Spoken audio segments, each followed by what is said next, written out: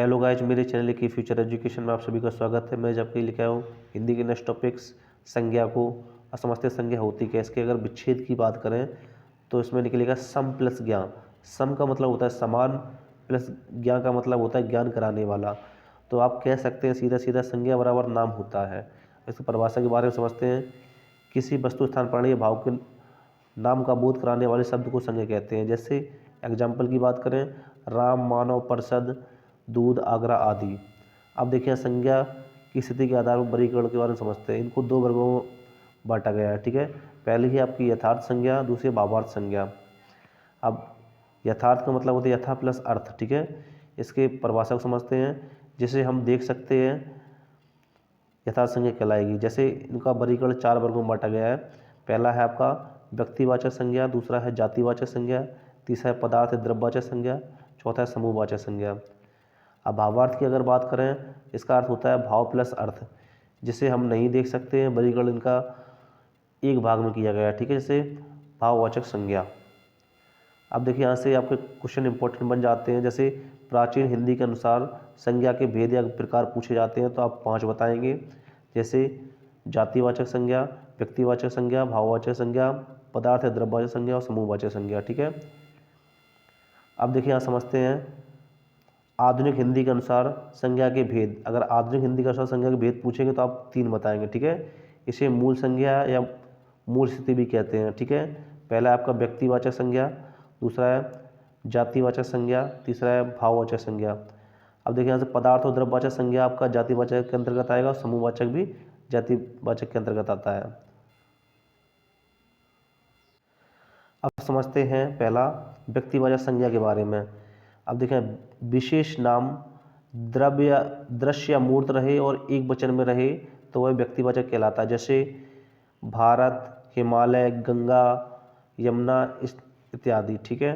अब अगर जातिवाचक संज्ञा की बात करते हैं तो इसका मतलब होता है विशेष जाति समूह, जैसे दृश्य हो यानी हमें दिख सके, और मूर्त हो उसकी कोई आकृति हो और एक वचन से बहुवचन बन जाए तो वह जातिवाचक के अंतर्गत आएगी। जैसे कुर्सी है, कुर्सी से कुर्सियाँ बन गई, पंखा है, पंखा से पंखे बन गए, ठीक है। अब यहाँ पे एक नोट करने वाली बात है, इसको जरूर याद रखेंगे, ठीक है। जितने भी पद या उपाधि होती हैं वह सभी जातिवाचक के अंतर्गत आते हैं। जैसे अध्यापक आपका जातिवाचक के अंतर्गत आएगा, प्रधानमंत्री आपका जातिवाचक के अंतर्गत आएगा, राष्ट्रपति, चाचा, चाची आदि, ठीक है। अब देखिए यहाँ समझते हैं भाववाचक संज्ञा। भाववाचक संज्ञा मतलब होता है, देखो यहाँ से, ये अदृश्य हो यानी दिखाई ना दे और अमूर्त हो, इसकी कोई आकृति ना हो और बहुवचन में रहती है यानी हमेशा बहुवचन में रहती है। जैसे एग्जाम्पल की बात करें, मित्रता, चतुरता, ईमानदारी, सुंदरता, प्रेम आदि, ठीक है।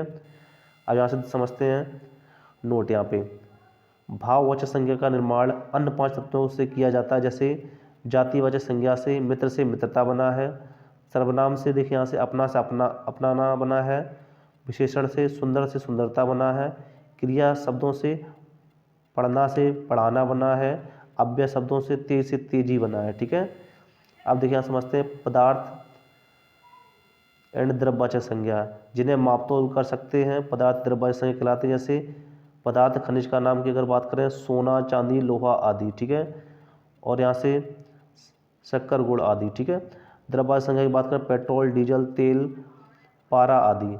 अब यहाँ पर नोट करने वाली बात है, पदार्थ द्रव्यवाचक संज्ञा में पदार्थ की मूल स्थिति को ही लेते हैं, उससे बनी हुई चीज़ों को नहीं। जैसे एग्जाम्पल की अगर बात करें, सोना पदार्थवाचक संज्ञा है, सोने से बना आभूषण की अगर बात करेंगे तो व्यक्तिवाचक में चला जाएगा वो।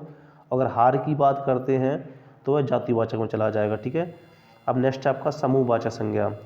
समूह से आपको जानकारी होगी, समूह का मतलब गुट से होता है, यानी जब कुछ चीज़ों को एक साथ इकट्ठा कर दिया तो समूहवाचक संज्ञा कहलाता है। जैसे व्यक्तियों का समूह की अगर बात करें, जैसे परिवार हो गया, सेना हो गई, कक्षा हो गई, ठीक है। एंड वस्तुओं की अगर बात करें, जैसे गुच्छा, श्रृंखला, कुंज, ये आपके समूहवाचक के अंतर्गत आते हैं। तो ऐसे ही टॉपिक पढ़ने के लिए मेरे चैनल सब्सक्राइब, लाइक, शेयर करें। धन्यवाद।